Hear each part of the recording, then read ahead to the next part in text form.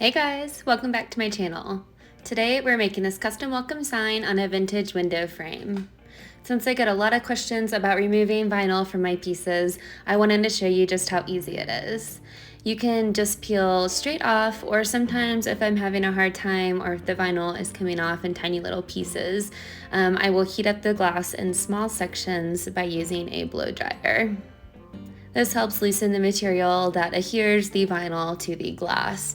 But obviously be careful when working with heat not to damage your piece or start a fire. Once the old vinyl is removed, I hit it with some rubbing alcohol to remove any leftover residue. So now it is time to design my decal. I am over on Creative Fabrica since I have a subscription with them. I wanted to search there first for floral corners, and I found these hand-drawn ones, and I really liked the one that was on the cover photo, this one here.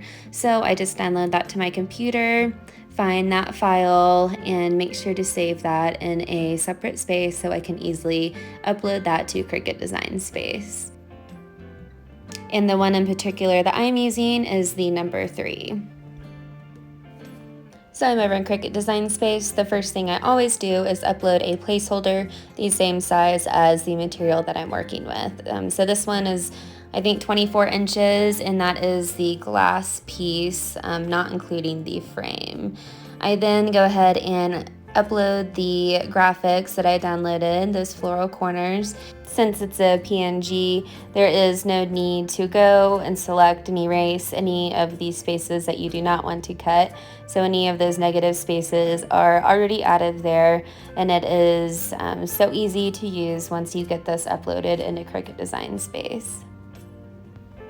So here I am just playing with the positioning of it on my glass piece. I want the corner of the graphic to be in the very corner of my glass, so I am slicing out the excess so it is not included in our decal. Once you do this, it will slice through your placeholder box.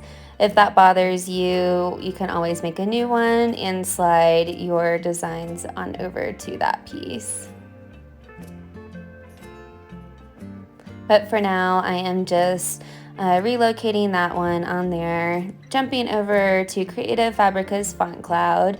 I will link below a few videos that go into a little bit more depth on me using this, but this is just an easy way for me to use these special characters and glyphs that come with these fonts. So in order to use these special glyphs, I scroll down to the one that I want to use, click on it. When I click on it, it automatically copies to my clipboard, and then I Control V to paste that into place. Once I have the glyphs and the letters that I want to use, I copy that in the font cloud, and then I Control V to paste that into Cricut Design Space. Since the new update, there is no paste option. You have to use the Control V. Once it is in Cricut Design Space, all you have to do is ungroup the letters and then drag them together and weld them back together again. So with names and lettering like this, I usually do not attach the first letter to the rest of the name. That is pretty typical unless the font is it's obvious, and pretty much the only way to do it is to connect all of those letters together. So the original font that I used for the very top portion and the date, I just didn't like how that 7 looked, and I could have sliced it out and messed around with the positioning and welded that back together again. But I plan on doing some more of these signs, in particular this design. I just wanted it to be easy for the next time that I make it. So I just went ahead and changed up the font altogether. And this is the design that we have so far. Whenever you are ready to cut your design, go ahead and remove the back placeholder, so you are left only with your vinyl pieces to cut. This is when I realized that the floral corners are a tad too large to cut on the machine. We already know that the center part is going to be too large as well, just like most of my welcome signs.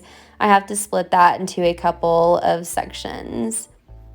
So one way to do this is enter in another placeholder box, the same size that our machine can cut. So 11.5 by 23.5. And then just kind of playing around whether you want it to be a horizontal or vertical.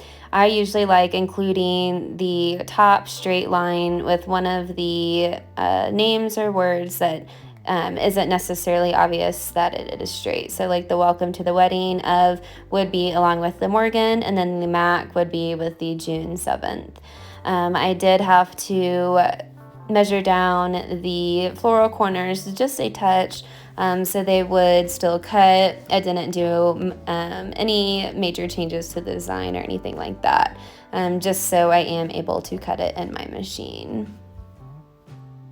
So these are the 4 separate pieces that we are going to be cutting, and I like using a 24-inch mat. For one, the Morgan wouldn't fit on a 12-inch anyways, and just to cut these designs in fewer cuts, just to save me time with loading and unloading and placing the vinyl onto the mat and all of that. I'm going to be cutting on the premium outdoor vinyl setting since I am using Oracal 651 as always. There are actually a few other vinyls that are on my list to try. One of them is Starcraft, I believe. So let me know if you guys have tried that. It's Star something, but I've been seeing it in a lot of groups. I don't know if it's something new, but I'm definitely wanting to try it because I'm hearing good things about it. So let me know below if you have tried it. Let me know what you think. So for the floral corners, I am putting that corner right up to the corner of my glass, just like we designed it. I'm getting it as close as possible, and there are a few leaves that even go onto the wood just a tiny little bit, but the color is so similar that you can't even tell.